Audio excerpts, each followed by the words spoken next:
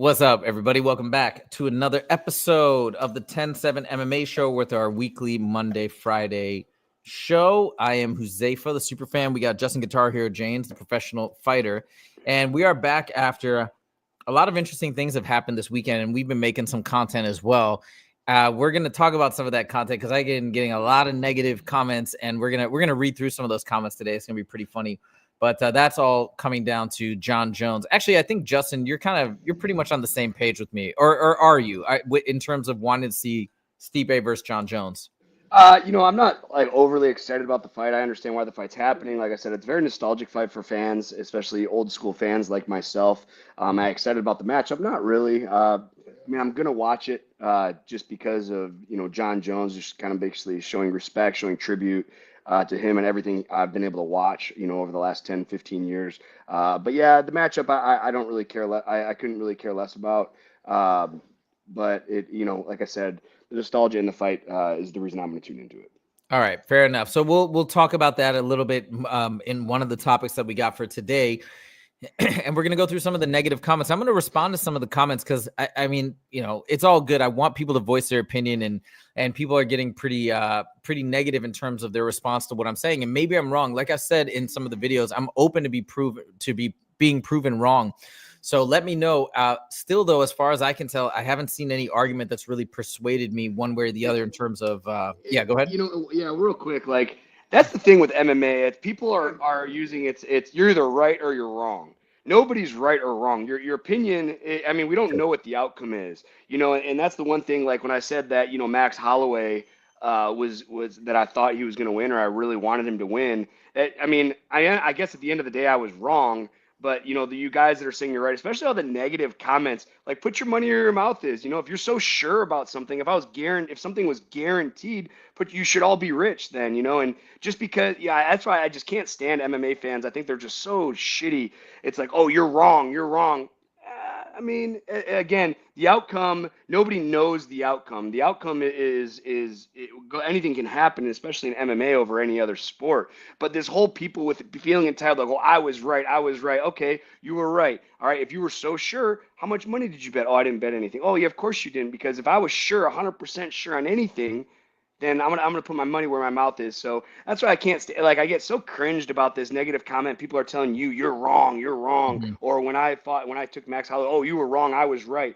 All right, well, cool, bro. Like it's a 50-50. You're either right or you're wrong at the end of the day. Nobody knows for sure. But I just think MMA fans are just the worst. Well, fair enough. I get that perspective. I did get one comment. And by the way, guys, please, if you have negative stuff to say, we want to hear it. So we don't get bothered by it. We want to actually see what the real zeitgeist is and what people are actually saying. So it's totally cool. We did get some harsh ones that I'll read to you, which are just funny. But one guy was like, oh, this is he said, like, this is a really long glaze. Unsubscribe, like just saying he wants nothing to do with the show because of my take on John Jones. But again, that's totally fine. And we want you guys to choose. Maybe this is the show for you. Hey, if you want to unsubscribe, no problem. So we'll go through all that. Now, before we get into the topics that we had itemized for today, I just saw this clip right before the show, and I wanted to show it to you because, as you guys may or may not know, Justin is teammates with Francis Ngannou in Vegas at Extreme Couture. So check this out. Very exciting. And then we're going to jump into everything else. So Deontay Wilder, I think this is at the airport. 5 years, and anybody know about betrayal? It's worse than a heartbreak. Francis Ngannou is saying he wants to run it with you. Yeah. And I wonder if that's something that you're taking serious and what you would think that would look like. Yeah, even since I've been off and stuff like that, there's been a lot of offers coming in, a lot of things in different countries and stuff like that. And even with Francis, what's up, brother? I hope everything's going good for you, man. And I'm sorry for your loss. I don't know. I can only imagine what it's like to lose a child, man. I never hope to even feel that feeling of it. But I hope life is going beautifully for you, bro. And yeah, that's a conversation. I'm still looking to get in there in the mix and talk about it. He's a powerful hitter, but yeah. Like obviously your body of work is crazy. Like, do you even think that that would be a competitive fight, or would you just like run it? Man, any fight is competitive. You got a man that got 2 hands and two feet and got a heart. that will to win. I mean, you got competition. You got to fight on your hands. So. Yeah. All right. So first takeaways, I think what I'm trying to figure out, and Justin, you chime in, or if you have any insights or any inside info that you can share. My first thought is the way that he's answering these questions is it sounds like what he's interested in, unfortunately for me, is a boxing match, not a bare knuckle or not an MMA fight. Is that your feel? And is that what you've kind of heard? Like, if this fight goes on, do you feel like it's going to probably be just a straight up boxing match? Oh, I'm sure it would be. Why would he risk damaging his legs and having his little? I mean, Deontay Wilder's an incredible boxer. Is actually is one of my most exciting boxers, at least especially in this generation right now. He might be the most exciting boxer with his wild, powerful style, knocking guys out left and right. There's only been one guy to be dropped by him and recover. And if you guys remember, that's when Tyson Fury, was dropped. He came back like the Undertaker and goes to draw and then beats him the second time. Why? I mean, again, there's with Deontay Wilder isn't going to give up all, or isn't going to, let Francis handle all those weapons, in an MMA fight. And obviously, I mean, if you look at Deontay's build, like he's really big upper body, but he has these really small calves and quads. Francis Ngannou would throw a leg kick and just destroy Deontay Wilder within the first round by leg kicks. I think there's less than a 1% chance because that you have to think for the whole boxing community as well. Like we have one of our best boxers go over there. That's the difference between MMA fighters and boxers is we have big balls. We'll take all and every challenge that's offered in front of us. Boxers are very, very particular. They want to play to their rule set. They want to play to their advantage because they have such a big ego. When you got guys that are 40-0, 50-0, 60-0, and they transition over to MMA and they just get starched in the first round, all that credibility from being the most dangerous man on the planet, or the most dangerous heavyweight, it's all taken away. And that's exactly what would happen to Deontay Wilder. If he transitioned to MMA, he'd be revealed as as a fake from the fighting standpoint. Now, again, not saying that he is not an incredible boxer. He's one of the best in the world. But boxing and MMA are totally two different sports. That's like shooting a gun in the Olympics and then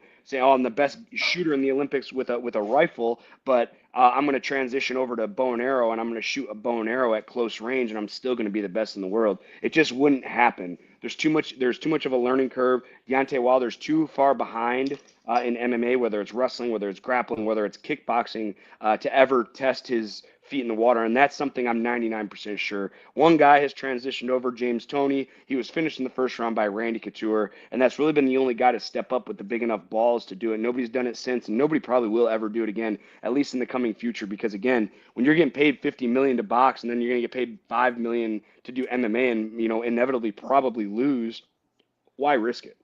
Okay, so a couple things. We have comments from everybody. Excuse me. What's up, Western Mass Climber? Two smelly fingers, best name ever. And Lane says, "What's up?" And he says, "MMA is greater than boxing." There is a second person who has gone from boxing, who's an amazing boxing champ, into MMA. Clarissa Shields. She also did it. She's had a hard go at it, but no, you don't give her. What do you feel about Clarissa Shields? She's an incredible boxer. She is incredible.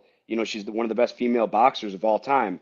But again, boxing is not fighting to me. Boxing is boxing. Boxing is right. It's a very set rule set. You can't even turn your back to your opponent. You can't even hit like spinning attacks in boxing. I know. It's like what? You can't attack from the waist down. You can't kidney punch. Like it's again comparing it to long distance shooting or bow and arrow shooting to long distance to bow and arrow. It's not even the same sport. Clarissa Shields went in there, and Brittany Elkin, she's so sweet and I like her a lot. But Brittany Elkin, who is an average female MMA fighter at best, took her into the third round, won the first round, won the second round, then gassed out in the third round. I was able to talk to her after the fight, what happened, and she just said she was so gassed. She didn't get a great training camp, and she beat Clarissa Shields in the first round, the second round, then inevitably loses. But 90% of people on this stream wouldn't even know who Brittany Elkin is. The only reason I know who she is because she's a friend of mine.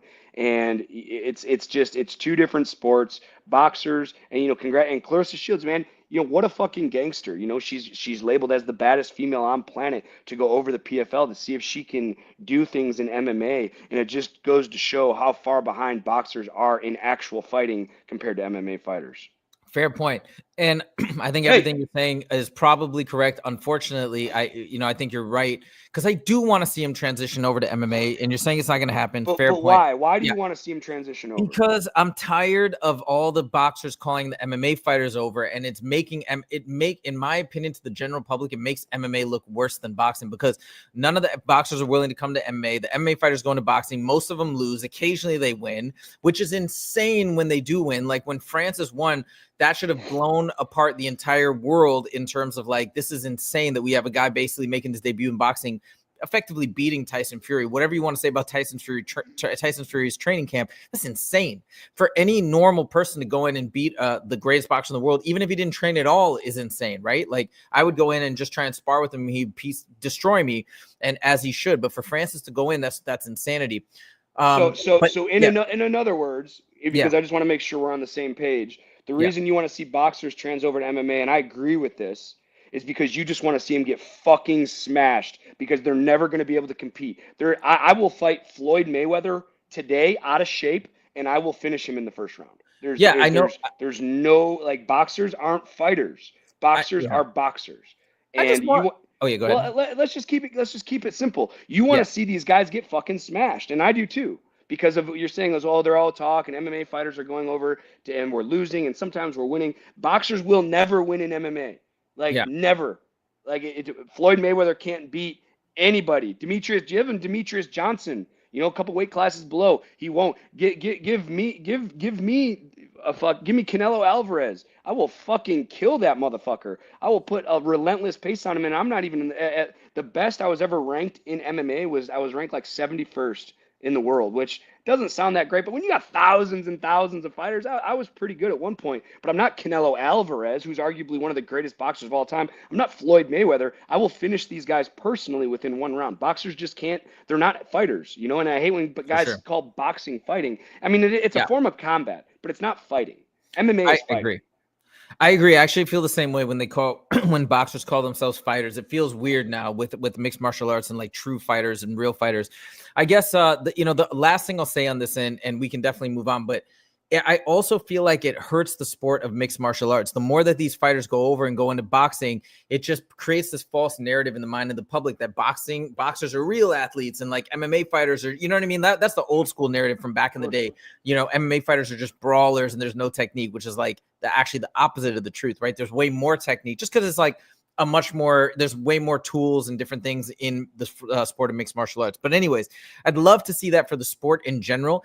And I think it'd be so amazing, because Deontay Wilder has talked about going into MMA. He's entertained the idea. So they can get a big enough bag between him and maybe Turkey Al Sheikh, like just throw together a big enough bag. Who knows? I don't know. I think it'd be dope. Even if we do feel like it's a 99.9% chance that Francis will destroy him, let's see if he's got the cojones to do it and come into mixed martial arts. I think that'd be a once in a lifetime event. So that's my 2 cents, but you're probably right. It won't happen. Let's look at some of the comments real quick. Two Smelly Figures says, this is what everybody says: one leg kick and the whole game changes. Because I know, Justin, you pointed out Deontay Wilder has really skinny legs. Lots of people. And then boxing was the blank before MMA came on the scene. Yeah, because that was the main form of combat. I think that was considered to be the most exciting at the time, until maybe kickboxing is arguably more exciting, but that just never caught on for some reason. And then now mixed martial arts came on the scene as like true fighting. People loved it, as they should. Okay. Western Mass Climber also says Wilder would get wrecked. I'm very curious to know what would happen if they did box. I mean, who knows? Francis could be quite competitive. Last thing he says, Robelis de España would wreck Wilder. Robelis de España got cut from the UFC? I did not know that, actually. Yeah. Is that Taekwondo fighter? Yeah. Who everybody thought was behind him. Yeah. He beat Josh Parisian Josh from Michigan, and then he just got smashed his last fight. Yeah, he lost to Austin Lane in a 3-round decision, and that's what I saw. Anyways, I believe he got cut. Let me double check. I'm pretty sure he got cut, but I'll double check that. Okay, let's move it on to. We got some big topics this week. We got 2 huge fights right off the bat. We're going to talk about the one Friday, closer in time: Jake Paul versus Mike Tyson. We got this fight on Netflix. It's going to be streamed to like 700 million homes, something crazy like that. I think a lot of people are going to watch this. Justin, before we jump into what happened over the weekend and some clips I want to discuss with you, where are you right now on this fight? Do you still feel pretty much the same? Has anything changed since we last spoke about it on Friday?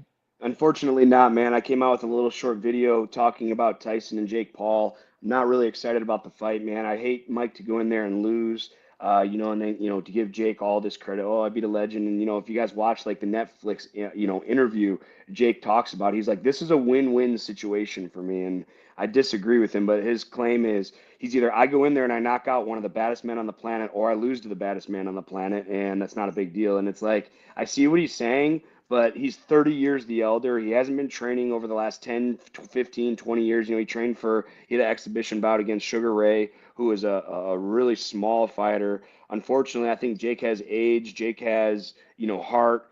Jake has strength. Jake has size. Mike Tyson, unfortunately, he has he has the idea of, that he was once the baddest man on the planet, man. And Mike said something during his interview too that I really appreciated. And I tried in the video, I tried to explain it, but I couldn't think of the right words. And Mike hit it straight on the head.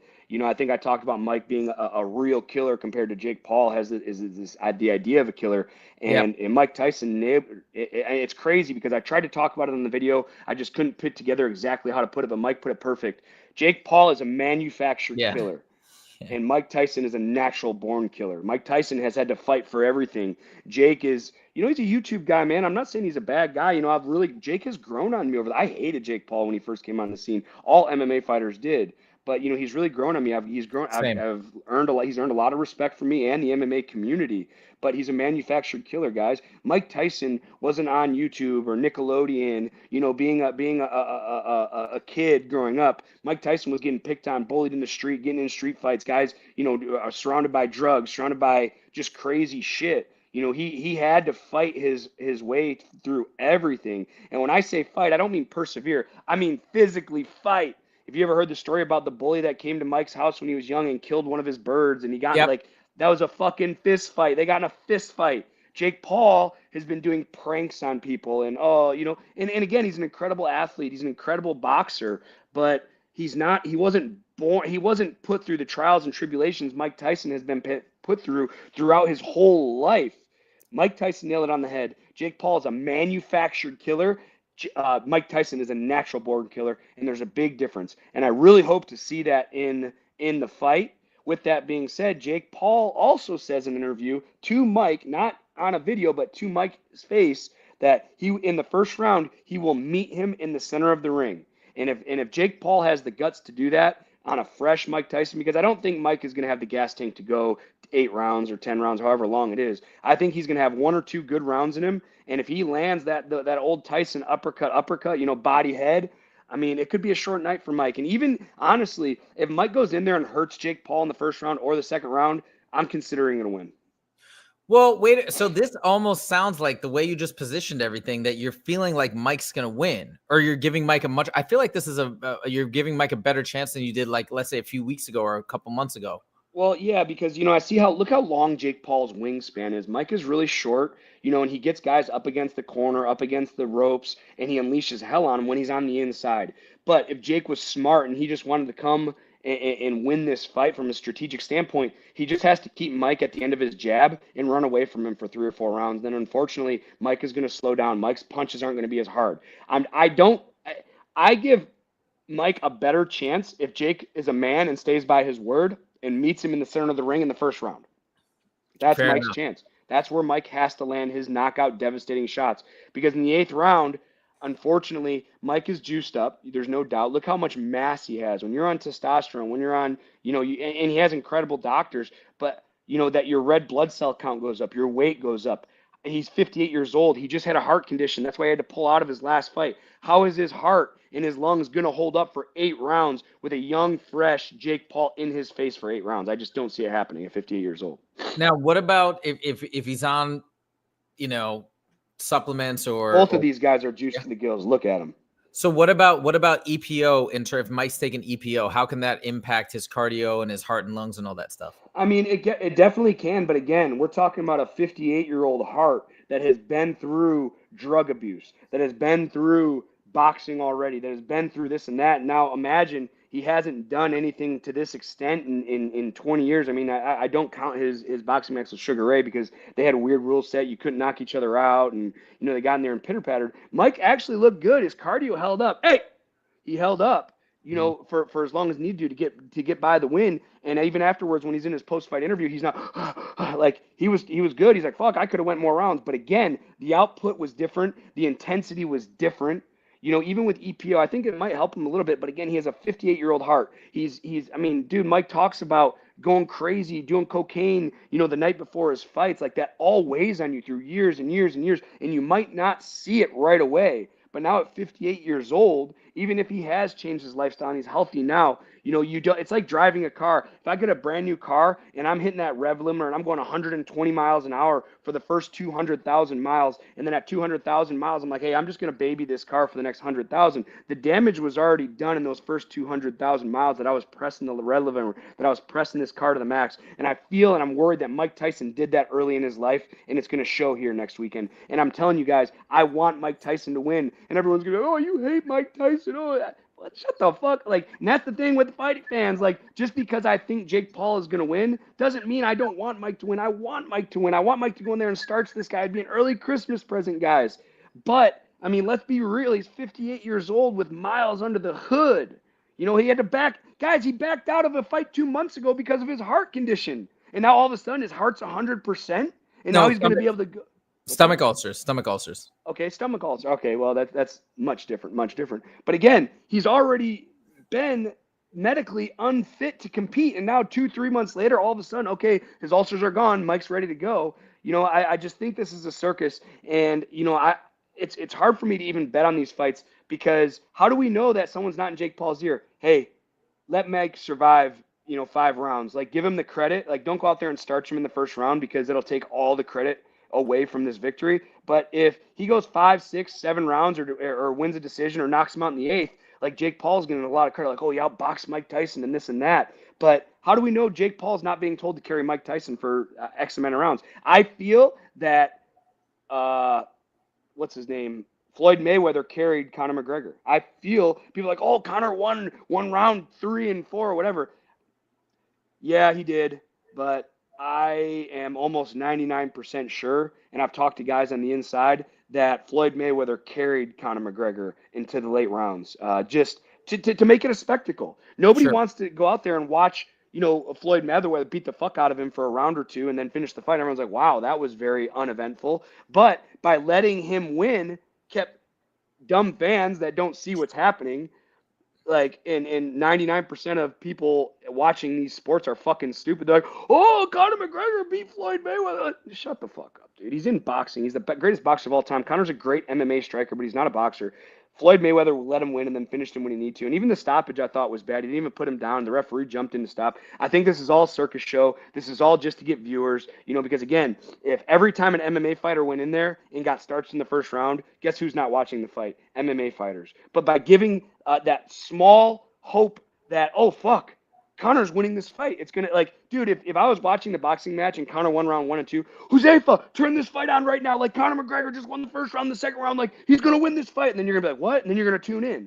This is all, it's just a circus to get guys to watch. And, that's why I don't bet on these clown fights, because I just think the outcome is predetermined and people, I just think a lot of it's staged. And I don't think it's staged by Mike. I think Mike isn't the type of guy. With that being said, I know over the last years he's had financial problems. What if they're like, hey, Jake's going to carry you for the first couple rounds. We're going to give you $100 million. And, whatever happens after that, happens after that. I'd like to think Mike would have more integrity on himself as the baddest man on the planet not to go for it. But if someone came and gave me $100 million and hey, you're going to go fight this fucking bum that sucks and you got to carry him into the 3rd round or 5th round or whatever we're doing, I'm doing as my paycheck is telling me to do. Okay. Let me respond to it. You said a lot there, so I want to respond to some of this stuff. So first of all, talking about the Floyd Mayweather versus Conor McGregor fight, I actually did feel that way, that it did seem almost like when I watched it, because I watched it back a couple times, maybe Floyd was carrying him a little bit to draw on the show. I could also see Floyd kind of figuring him out because it was an awkward style, similar to when we had Francis Ngannou versus Tyson Fury. He didn't really know what to expect. There wasn't any tape on him boxing. So I think that might have played a part of it. I don't think that was an early stoppage. I think Conor was in bad shape. His he was gassed to the max, and he looked like he was almost out on his feet. So I actually do think the stoppage was okay. All right, now let's come back to this fight. Now the difference between that fight and this fight in terms of Floyd carrying Conor, there I don't think the danger level was that high for Floyd, so he could carry him. Here with Jake Paul, it's a different story. I think the danger level, as you mentioned at the beginning, is extremely high for Jake. So I don't think he can afford to try and carry him or do anything like that. I think this is a very serious fight. And yeah, maybe Jake has these physical advantages, the youth advantage, less damage, all that stuff. But Where I think does Mike have an advantage in this fight, in your opinion? Well, okay, so I want to talk about that in 1 second, but sure. I think primarily it's his mentality, but I also do think his power is still quite intact, and so it's that hit factor. That's why I think it can be quite dangerous for Jake to stick around too much, because if he does get caught, he can get knocked over and knocked out potentially. But anyway, so I don't think that likelihood of carrying him will exist, but I do think that Mike had, as you mentioned, going back to that point, Jake had a response to that, right? When he was said, hey, he's manufactured killer, I'm natural born killer. Jake goes, yeah, well, all the best things in this world are manufactured, so I'm happy to be a manufactured killer. That's fine with me. But now I want to go back to a clip here. And this, I felt like when I was dude, I'm actually going to pick Mike Tyson in this fight. Now, I wasn't saying that until this weekend, and I want to show you why. It's just a difference in mentality. Now, you notice even, and I'm not saying Tyron Woodley or Ben Askren. I mean, those are all killers too. There's a difference in what's that? The huge discrepancy in weight with those discrepancy in weight, but also there's something different about their mentality. Now, if you remember, he gave in the second fight against Tyron Woodley, he gave him a $60,000 or $25,000 Rolex as a gift. And he was like, oh my God, like it kind of messed with him, and he took it and then he knocked him out later. And people said, by you accepting. Say that again. I'm sorry. I'm misunderstanding what you're saying. I'm jumping fast. Yeah, I'm jumping fast. Watch? Let me back up. So Jake Paul beat Tyron Woodley. Then they had the rematch, right? When there was somebody pulled out, I think it was Tyson Fury's brother or whatever. He pulled out last minute. Tyron Woodley came back. And then before that fight, Jake, during the face-to-face, he gave Tyron Woodley a present. He was really nice to him in that lead up. He gave him a Rolex. I think it was like a $60,000 Rolex. And Tyron was like, whoa, this is crazy, man. You're crazy. But he took the Rolex. It was a nice Rolex. And then he ended up losing. So this is the type of thing that Jake Paul does, almost like the psychological warfare. Sometimes he's a jerk, and sometimes he actually gives gifts. He did the same thing with Mike Tyson. I want to show you this clip because this was insane. I want to show you how Mike Tyson responded to him giving a gift, to him receiving a gift or getting a gift from Jake. And to me, I was like, oh, we're dealing with like a totally different type of human being here, where the psychological games are actually just like they have literally no effect. So let me just show you. And this is kind of why I'm starting to lean towards Mike Tyson. It's that mentality, that unbreakable, like he's just afraid of no man, that I saw in this face-to-face, even though he's lighthearted. So check this out. On Instagram, it's actually on his page, and it's kind of went viral today of him just stepping to you, kissing you in the mouth. So he's talking about posting some pictures of him kissing Mike. And then he gave Mike Tyson a gift. Now, you'd mentioned that story of a pigeon being killed when Mike was a kid, right? He gives Mike a very expensive, like a really fancy pigeon. So watch this. And now watch how he responds to Jake Paul trolling him online. Just watch this. Several times. Does stuff like that aggravate you? I have that effect on people. Okay. Okay, so he's looking at the pigeon right now that Jake is giving it to him as a gift. I've just never seen someone handle a pigeon. You have pigeon flies in your family, don't you? Yeah, I do. Is it a low budget pigeon? Or he had no one loves him. He has no band or anything, so he doesn't belong to nobody. Okay. Well, he belongs to you now. I'll feed him to my falcon. His response, he's like, yo, he belongs to you now. He goes, I'll feed him to my falcons. And like literally later on in the interview, Jake's like, wait, are you really going to feed him to your, like he literally messed Jake up. He's like, you're really going to feed this pigeon to your falcons? Like, and now I will say this, and I hate to admit this, because then Mike does say later on, he's like, Nah, man, I wouldn't do that. I was just talking. I'm just talking. Like, he says it later. I'm like, oh, I wish that wasn't there because I wish it was ice cold. But still, the fact that immediate, I don't know. I just felt like there's something different in Mike Tyson's mentality and his persona. He's not letting all the fame and all that, because he's been more famous than Jay. He's been more famous than anybody on the planet. None of this stuff is new to him. With Tyron Woodley or Ben Askren or these other guys thrown into the spotlight, that was the biggest spotlight they'd ever been under. But now Mike Tyson is like, this is nothing. He's done way bigger things. So I don't know. I think this, in combination with the remnant strength that he has, with all the knowledge he has in his mind, plus the strongest, craziest, like battle-tested mentality on the planet, I think Mike's going to do it.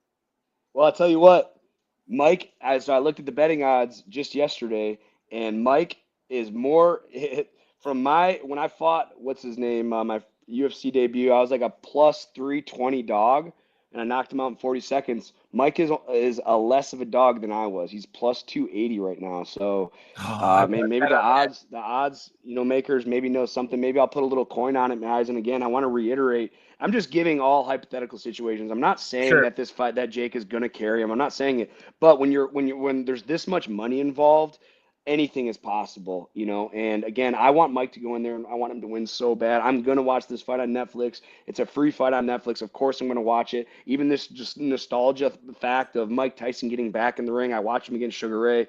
Like, I'm going to, man, I want him to win. I want him to win. But it's crazy. When I asked you, I said, what's the only difference, or where does Mike have an advantage in this fight? He's not bigger. He's not, he doesn't have youth. But he has the mentality. He's a natural born killer. Yes. And that is a different mentality than 99.9 repeating percent of the entire population. Mike has been through it all. And I'm really hoping he can show that mentality this weekend and knock Jake Paul out. I think he can do it. And I don't know, that interview made me feel confident. And I actually wouldn't be, I am a fan of Jake Paul, like you. I wouldn't be that upset if Jake Paul won either. I'd like to see Jake Paul do more things. And I think Jake Paul can continue on in the sport just fine and keep doing interesting things, even if he loses. I think him losing actually would be a fine thing. And if he comes in and he admits defeat and he shows a tremendous amount of respect for Mike Tyson, then carries forward. I know he's going to train with the Olympic team coming up for the next round of Olympics. He's still trying to push really hard to be a boxer. So I don't think this would derail his career, but I think that would be a really cool ending to this whole saga. I can't wait. I hope you guys are excited. I know some people are being negative Nancy's about this fight, but it's going to be on Netflix. It's going to be a spectacle. There's also a really cool co-main event. So this is one that's very exciting. This is great.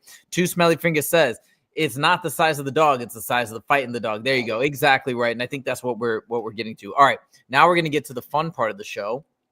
We're going to talk about topic number 2. Jon Jones is fighting this weekend against Stipe Miocic, which is a fight that I'm very excited about.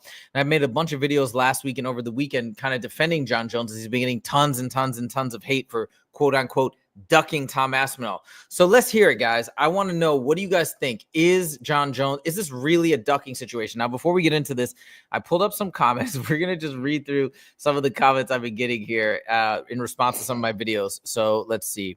All right, this is to Justin's video. Here we go. John is I got a positive one. Look at this. John is absolutely right about this. He's earned the right to have a say in picking an opponent. This is one of the few positive ones I'm getting. These haters remind me of left-wing propaganda against Trump. They just don't want to admit the truth. Interesting. Okay, that's Tyson. Okay, a lot of people are responding to your Tyson video. We're going to talk about, look, goats don't quack. Okay, that's dumb. Jon Jones ain't the goat. He's the duck. Wow. Okay, I don't know who this guy is. Hey, but respectfully, thank you for your opinion. Thank you for commenting.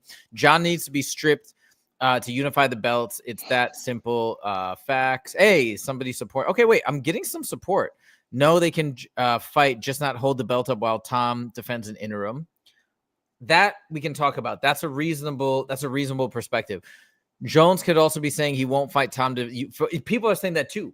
Justin, what do you think about that? Do you think this could be a negotiation tactic for Jon Jones to get more money for Tom Aspinall? Here's the thing. We're talking about Tom Aspinall right now, and Jon Jones is fighting Stipe Miocic. Now, think about the greatest of all time, and or the greatest athletes of all time. The greatest athletes don't worry about things that aren't happening. And right now, Jon Jones is fighting Stipe Miocic. He's not fighting Tom Aspinall. True. He doesn't need to talk about it. He doesn't need to think about it. He needs to focus right now. He's a week out on fighting Stipe, and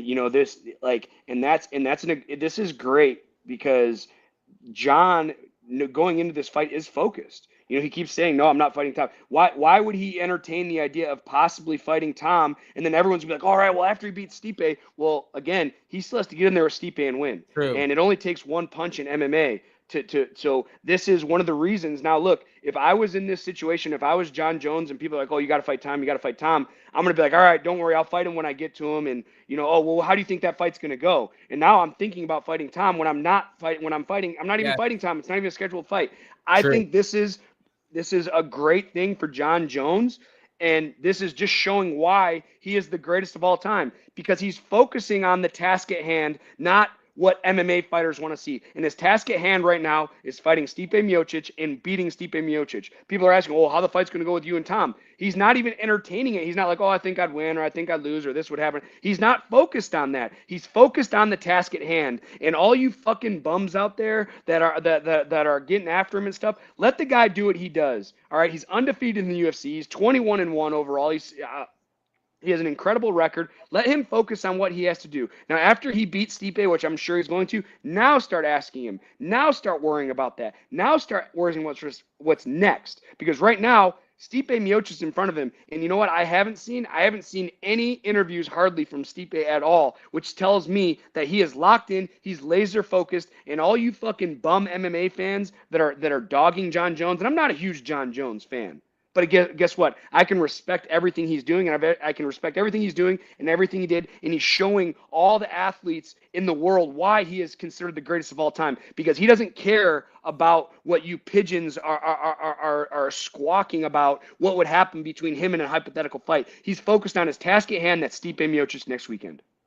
Yeah, that's a really good point. And that is also something that could be a totally fair thing for him to say, hey, guys, I only focus on the fight in front of me. We can talk about everything else after the fact. That's a very good point, too. That's what greats do. That's what greats do.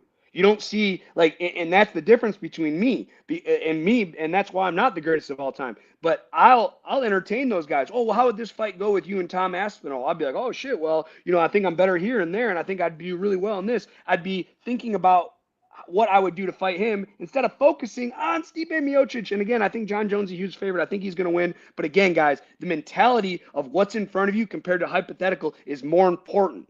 And you guys need to focus on what's in front of you. And right now, Stipe Miocic is in front of him, not Tom Aspinall. Stop. And John Jones is doing exactly what the greatest do. They focus on the task in front of them. And I've said it 4 or 5 times already, and I'm going to say it one more time for all you people watching. John Jones is focused on the task in front of him, not entertaining all you fucking bums out there that have never done anything with your life. Okay, well said. I couldn't have said it better myself. I agree. Guys, let us know if you agree or disagree. I think most of the people on our chat right now are in agreement. Wait, stop, dude. 2 smiley fingers says quack. I feel like you're just messing with us. Lane says the same thing. I know you guys are messing. Okay, so let's see. Wait, 2 smiley fingers says imagine Stipe Miocic sleeps him. So this is something that I want to talk about more. Nobody's even thinking, like, why is it that people are just assuming that John Jones is going to steamroll him, or there's not even going to be a competition? This is the greatest heavyweight in the history of the UFC, just a few years out from fighting. He's only 42, same age as when, what is it, Junior Dos Santos? No, not Junior Dos Santos. Glover Teixeira. Same age that Glover Teixeira won the belt. I mean, it is possible. And again, it happens in the heavyweight division. We're in the heavyweight division. Why is this such an impossibility? Why is this so impossible in everybody's mind? By the way, I did hear one other thing too, is that, we can talk about this, but I almost don't even want to. But people have said, multiple very knowledgeable people said that, like, everybody's making such a big deal about Tom Aspinall, but at the end of the day, like, they think that John would beat Tom Aspinall, that he would be favored to win in that fight just because of his strategy, the amount of weapons and tools that he has. He probably does have a wrestling and grappling advantage over Tom Aspinall. So everybody's acting like John's just ducking because why? Again, what is a foregone conclusion that Tom would beat John? I don't even think that's true. I think John would win. I agree that he always finds a way to win. He's battle tested. He's proven. I think he would do it. So let's stop with this whole narrative. But anyways, last point on this. Go ahead. Finish your last point. No. I got one more point. I'll jump in after it. Go. So here's the thing. John Jones is preventing rabbit holes from happening with Tom Aspinall. All right. And what I mean by that, it's if he answers a question a certain way, is going to prod all the interviewers, all the podcasts like us to talk about how he answered that question, which is going to have a follow-up question. So if you say, hey, how do you think this would go? Just by shutting it down, like it's not going to happen, just by shutting it down doesn't prompt other questions, because everyone keeps asking him the same question. What would happen with you, Tom Aspinall? What would happen to you, Tom Aspinall? Can you beat Tom Aspinall? Everyone's asking the same question. He's given the same answer, that the fight's probably not going to happen, that he might retire after, which shuts everything down. Now, what if he goes, oh, I would beat Tom? Oh, well, now, instead of asking what would happen, people, oh, well, John said he's going to beat him. Now, oh, how are you going to beat him? Oh, I'm going to sub him. Oh, what move? Okay, now we're opening up a rabbit hole of, and it's going to give more reporters and more podcasts, things to talk about. Well, John said this, so let's follow up and ask him this now. Just by shutting it down, shuts everybody down. And that's why we can't even talk about the conversation, because, again, John, with the mentality of the greatest of all time, is shutting down rabbit hole conversations. He doesn't need that stress right now. He doesn't need to be focused on Tom Aspinall. He needs to focus on the task at hand, and he's doing just that. He doesn't need to open up rabbit hole conversation or conversation pieces. Yeah, you nailed it on the head. He's doing exactly what he's supposed to be doing. Actually, the way that you have framed it, that makes me feel better about the whole conversation and about his responses. I think so. He's doing the right thing, even though he might be getting a little bit of hate. Now, one thing Lane says is, no, not this comment. Sorry. Lane says, John was tweeting about wanting to fight Alex Pajeda instead of Tom. So I think he did do that. I think he's trolling when he does that, because here's the thing. This is one point where I will agree with people in general, is after this fight, if John doesn't retire, which I think he will retire, and I think that's fine. I'm happy if he retires, or I'm fine with it if he retires. You know, he needs to do what he needs to do. But after he beats him, yes, then if he fought Alex instead of Aspinall, that'd be a little crazy, but he can't. Tom Aspinall is the interim champ. It's not, and at the end of the day, this is the thing too that I want you guys to remember. John Jones is not making the fights. The fighters don't make the fights. Yeah, maybe they can refuse people, or they can quote unquote duck people or whatever. But at the end of the day, the UFC is the one that makes the fights.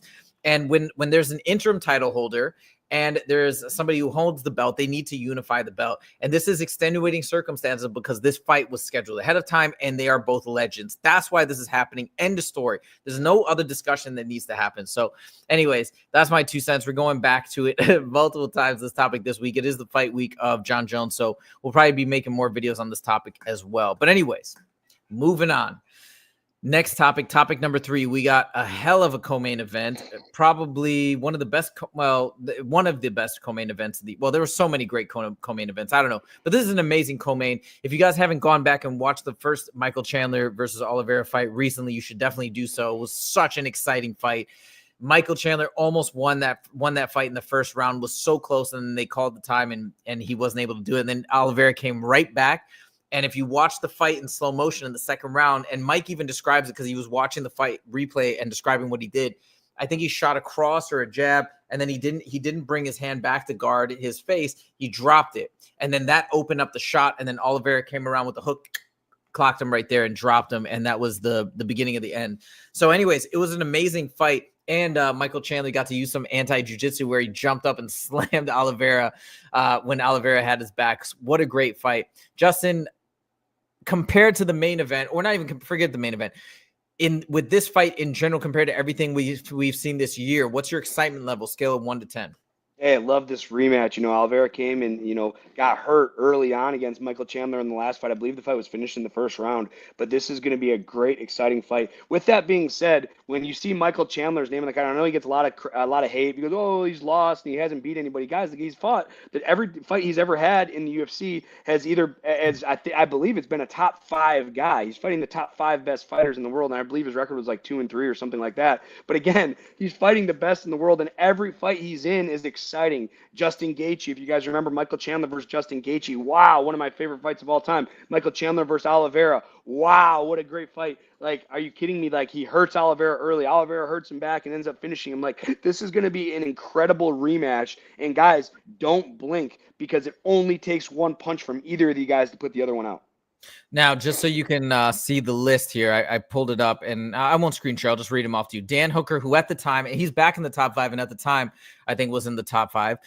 Charles Oliveira, as we know, Justin Gaethje, former champ, Dustin Poirier, former champ, and Tony Ferguson, former. They're all interim title holders, but still, So he lost to 3 interim title holders and one who in a title fight to lose, won the belt there. So he's fought killers after, one after the other. The other thing that's got me so hyped about this fight is I love the multiple things that Chandler has said in interviews. I got to be honest, and I hate this. I hate this part about just, I guess, me personally in terms of like what I gravitate towards. Even though I really like Oliveira and I love his fighting style, I love, watching him hit pads is amazing. How good his Muay Thai has gotten. It's really, really fun. But I do have a hard time when there's a translator in interviews. I just feel like it kills the momentum of the interview. You ask the question in English, then it gets translated, then the answers in Portuguese, then it gets translated back. So it's like this, the chain is like 4 times as long to get an answer, or 2 times as long, I should say. So that part is a little frustrating. So I haven't watched a ton of Oliveira interviews, but I have watched the Chandler interviews. And I love the things that he's saying. It's got me so excited. So let me list them off. We talked about him a little bit on Friday. And then, Justin, I want to hear what you have to say, because there's other people that have different takes on Chandler's mindset here. But a couple of things that he said that are really exciting is, one, I love that he's kind of he's no longer talking about Conor anymore, which I like. I felt like that was almost draining him. That was taking away his energy and his power and his focus and his level of control of his career. Now he's like, all right, forget that. If he comes back, great. He can come get it whenever he comes back. But in the meantime, I got my eye on the prize. I got my eye on the belt. I'm going to beat Charles Oliveira. Then I'm going to take the winner of Islam Arman. I'm going to get the belt. Then after that, I want to fight. Maybe he's looking almost too far ahead, but I like it. And then he wants to take on Max Holloway. Let Max Holloway come up and try and take the title at 155, or Conor, something like that. The second thing he said, which was really exciting, and he's gotten a lot of criticism for his fight style and his supposed like low fight IQ. But again, it's choosing how he wants to fight versus like where he could fight more successfully. Now he's changing his style, and he's saying he's going to go to a more of alluding to the fact that more of and maybe this is all just nonsense. He's doing to throw Oliveira off, but he wants to go to a more grappling heavy style. Okay. I think that's a terrible idea. Really? In this fight, are you kidding me? Charles Oliveira is one of the best submission experts off his back. I mean, Mike gets on top, he's going to get triangled, he's going to get guillotined. Like, Charles Oliveira is, in my opinion, the best MMA grappler off his back. Yeah, like why play to his strength? I mean, I understand he has incredible striking. Mike Chandler got knocked out before, but again, arguably off his back. I'm not saying the best grappler because he got submitted by Islam, but off his back, who has more submission wins off their back than Charles Oliveira? And there are times that he gets punched and people are like, oh my God, he's rocked, and he falls to his back and he pulls. I think, I'm not saying every time, but I think a lot of that's a ploy to get guys to engage in his guard. Like, he falls down, and like when I've rocked people before and they fall on their back, it's like, oh fuck, I'm going in for the finish, just to expose yourself. Because when you dive in for those finishes, when you rock somebody, you're throwing big looping punches and grappling to find submissions. You need your hands and arms need to be detached from your body. And when you're throwing these big, ground and pound shots, you're exposing yourself. You're opening yourself up to get submitted. And I think Charles Oliveira has done just that. I'm not saying every time because he's been dropped and he's been hurt, but I think there are times where he gets rocked and he's like, I'm just going to go to my back and hopefully they engage me in guard. And good, smart, high Q MMA fighters back off and wave him back to his feet. Okay, well, let me ask you this, though. So in general, right, it's considered to be advantageous when you're on the ground to be on top, right? Like, of course, people can have dangerous ground game and in the clinch, like on the bottom, right, in bottom position, as you mentioned for Charles Oliveira. But when you have somebody with like the wrestling pedigree of Michael Chandler combined with the ground game on his back for Charles Oliveira, wouldn't you still say it would be advantageous for the guy like Michael Chandler to be on the ground and to be on top? Or do you still feel like, hey, Charles Oliveira is so strong from his back that no, he actually might have the advantage still? I think Oliveira will have the advantage on the ground. I'm not saying, he's going to sub him 100% if he ends up in his guard. But man, Oliveira there's not very many fighters I like to watch from the guard position. He might be the only one, because again, his grappling is like, and you know what's crazy is he's not doing fancy moves that trick people. He has an incredible guillotine, he has an incredible armbar, he has an incredible triangle. Like, these are moves you learn in grappling class on day one, but he's so good at these moves, he's still finding ways to hit these in fights. And I mean, Michael Chandler can get on him, and what the idea to stay good on top of a good grappler is like that is to stay tight, keep your arms in tight, don't expose yourself. And I feel, unfortunately, Mike Chandler is like a man, I can't even think, like fire hose. Yeah, exactly. He's a fire hose, and he just goes crazy all the time. That's really going to open him up for submission, and I think it's a dangerous game to play with Charles Oliveira. All right, so we got a couple of comments in here. So, Two Smelly Fingers says, I'm a fan of Olive's, but I think Chandler gets it done. Ooh, gets it done earlier. Oliveira subs him later in the fight. Okay, fair take. And then Pern says, saying he wants to go to the ground with him has to be trying to throw him off. That does sound like a horrible plan. Interesting. Two Smelly Fingers says 100% submits Chandler if he plays that game with Oliveira. Okay, very interesting. Last thing, Paradox the Chad. Welcome, Paradox to Chad. I think you might be new to our channel. He says Chandler has 0 neck. Yeah, maybe it might be hard to submit him as a result. Okay, well, I guess maybe it is all talk. Who knows? Let's see what goes down on Saturday. But either way, this is going to be an exciting fight. I'm really rooting for Michael Chandler, and I'm kind of picking him. I just feel like he's so fired up and so motivated. He also did the in-studio show today with Ariel. I haven't listened to the whole interview, but make sure to check that out on Ariel Helwani's channel. All right, moving on to another exciting piece of news. I don't know if you heard about this. Masvidal is back, which we have talked about, but apparently he's calling out Leon Edwards. Now, just a little bit of context. Leon also came back into the headlines lately. I think he was saying that he wants the Shavkat fight. I don't think it's going to happen, though, but saying that he wants to come in and maybe take Shavkat for the interim title and then maybe get another shot to go back against Bilal. Who knows? But I thought this was so interesting. Leon just lost that title fight, and now Masvidal is potentially calling him out. What do you think about a fight for Leon versus Masvidal? Or is that just like a bad mismatch, in your opinion? I think it's stupid. I never thought Jorge was that good. He lost to Colby Covington, who is, to me, is one of the worst champions we've ever had. Like I said, I like Masvidal. I like his mentality. But from a championship standpoint, I never thought he was that good. He's had some incredible fights, but his claim to fame is how he knocked out Ben Askren, which is incredible. Obviously, knocked him out in like 3 seconds, but that's about it. And I don't think that he has any leg to stand on calling out Leon Edwards. I think he gets pieced up in that fight. If he doesn't get finished, I think he loses a very landslide decision. Again, I like Masvidal. I like him as a person. I like watching him fight. But when it comes to the best in the world, I never thought he was there, and he's definitely not there right now. You know, it's a fair point you make here. I'm going to go back through his record because now that I think about it, you're right. It's funny. He got so famous and so popular, but he never really beat anybody that. Okay, let's look at his record. Oh, wow. It's so crazy. You forget how many losses he had in his last few fights. Okay, so he beat Cowboy, actually. That's a big name. At the end of his career, and Conor McGregor TKO'd Cowboy with shoulder strikes. Big Donald Cerrone fan, but never didn't think it was very impressive. But he beat him in 2017. Conor beat him in 2020. So 3 years. Okay, yeah, it's still better. Still better. He lost to Damian Maia. I think the Stephen Thompson one was a pretty controversial loss. That's my recollection, but I don't remember for sure.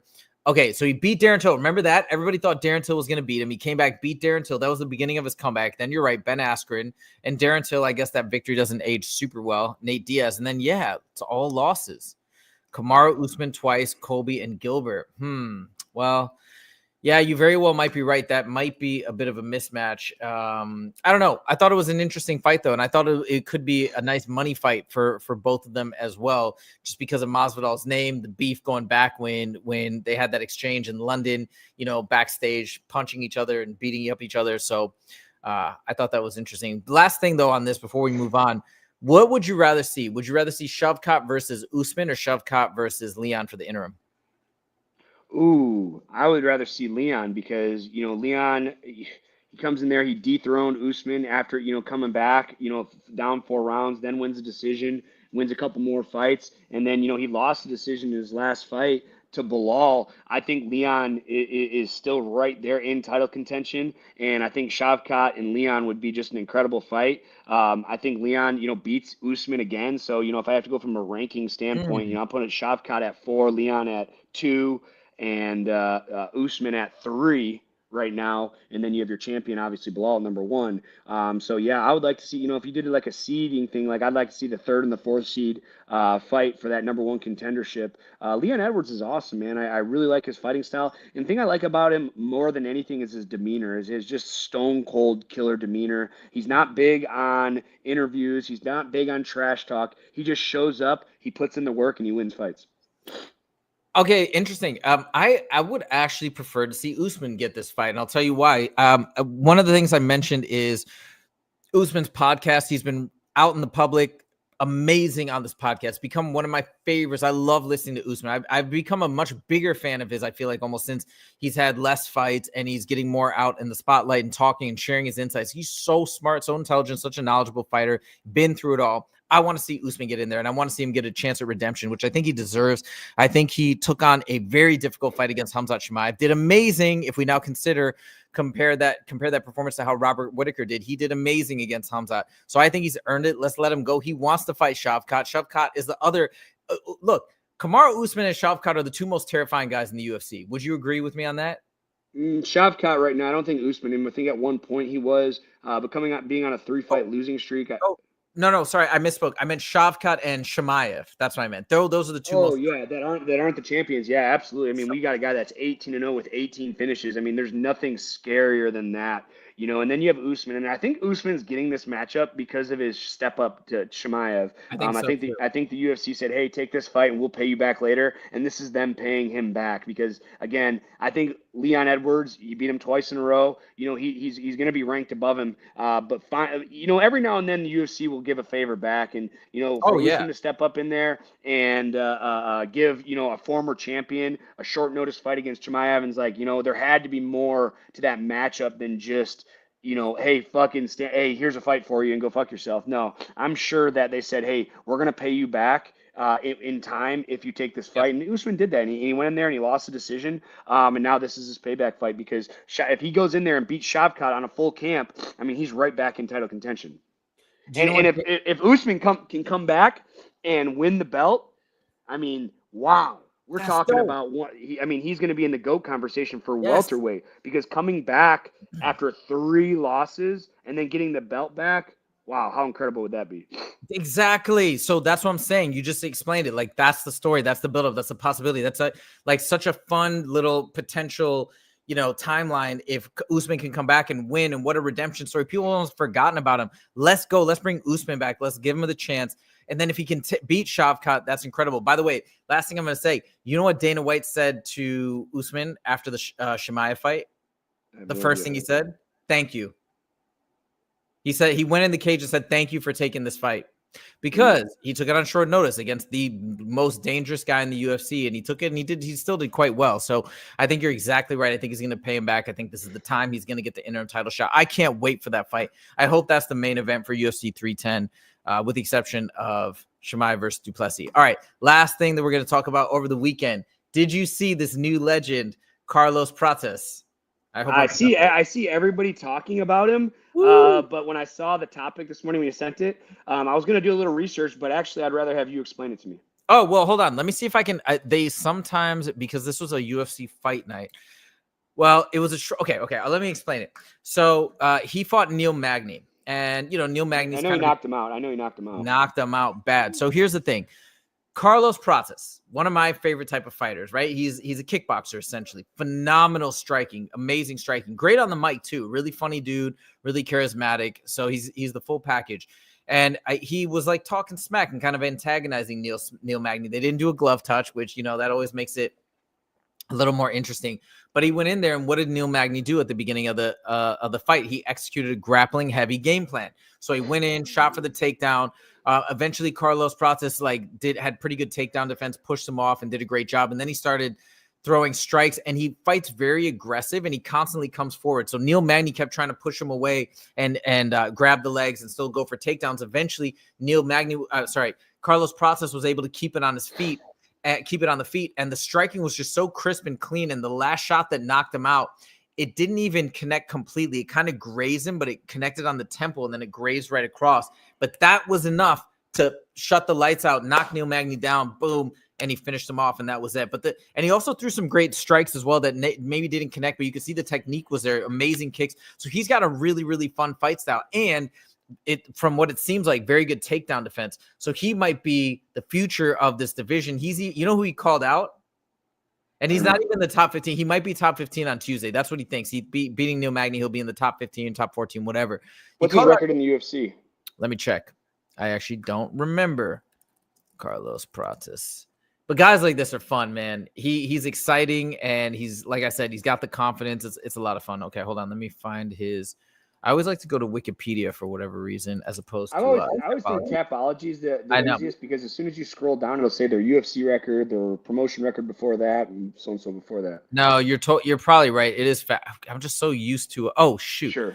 Hold on. I'm just so used to Wikipedia. Went to the wrong. You know what? I'm gonna go to Tapology here. Let's look at Tapology together. I'm going to share the screen. Boom, boom. Okay.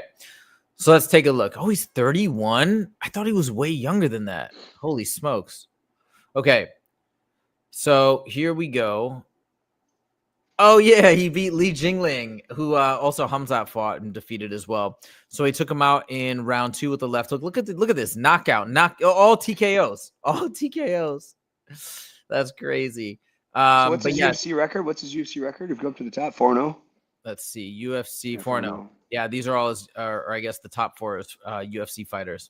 Oh, he's the guy that came over from ONE that told all the fighters don't sign with ONE if you're looking to go that route. Yeah. Oh, I didn't even know he said that. Yeah. So, anyways, Carlos Prates. Let me see. Meanwhile, if I can find the. I don't know if they'll have the clip of him. Oh, 1 second. Of him getting that knockout against Neil Magny. But let me pull that up. Meanwhile, I did see it. I thought it was pretty awesome. I mean, he's an incredible kickboxer. It's star in the making, man. And he's just what the UFC wants, another high-level kickboxer that's not going to grapple. Exactly. I think that's the direction that they're going in. So I think it's going to be a lot of fun. But okay, wait. I didn't tell you who he called out. He called out JDM. Jack Della Maddalena, yeah, who's a killer, very difficult fight, but obviously it makes sense for him to call out somebody that far ahead in the rankings. They said, hey, you're probably not going to get that, right? So he said, who would there be somebody else? And he said, not Neil Magny, Jeff Neal. He said, all right, well, I would love to fight Jeff Neal. What do you think of that call out? I think it's great, man. Jeff Neal's kind of, he's that stepping stone. He's the gatekeeper right now. He has been for the last couple of years. He's still tough. He's still relevant. And it's definitely a winnable fight. I always get Jeff Neal and Neil Magny mixed up a lot of times, but both guys very, very tough. I think they're about the same level. I think it's an incredible call out. That'll give him to 5-0 in the UFC, 6-0, including Dana White Contender Series. And he's just going to keep climbing the ranks.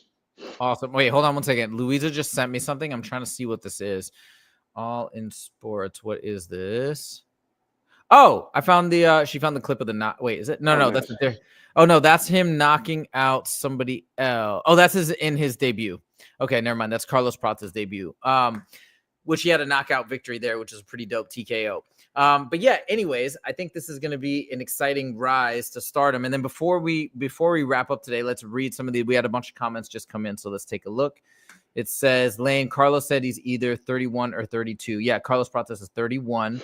All are walk-off KOs. Yeah, it's true. He has that style, the walk-off KO, kind of like Sean O'Malley likes to do. He probably doesn't know for sure. Prates is very reminiscent of Anderson Silva. Very interesting. Justin, you would know more about that than me. I need to go back and watch a bunch of Anderson Silva's old fights to really get a much better. I know I've seen a bunch of them, but I need to rewatch all of them back to back. By the way, speaking of watching fights back to back, dude, if you watch one of like the compilations of Shavkat's victories in the UFC, it actually is like, I don't know. It almost makes you uncomfortable because his finishes are so brutal. I don't know. Maybe that's just me.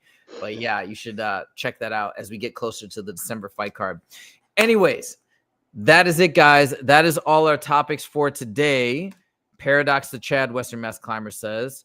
But yeah, thank you guys so much for all the engagement, all the comments. We really appreciate it. And thank you for helping us grow. We are now at, I think, 457 subscribers. It keeps on growing.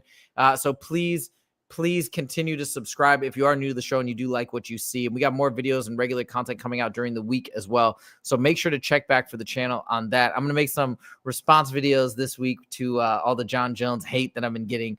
That's going to be fun. But yeah, that's it, guys. Thank you so much. And we will see you in the next episode. Our next weekly show will be on Friday at the same time, 1:30 p.m. PST. All right. That's it for today. And we'll see you next time. Take it easy.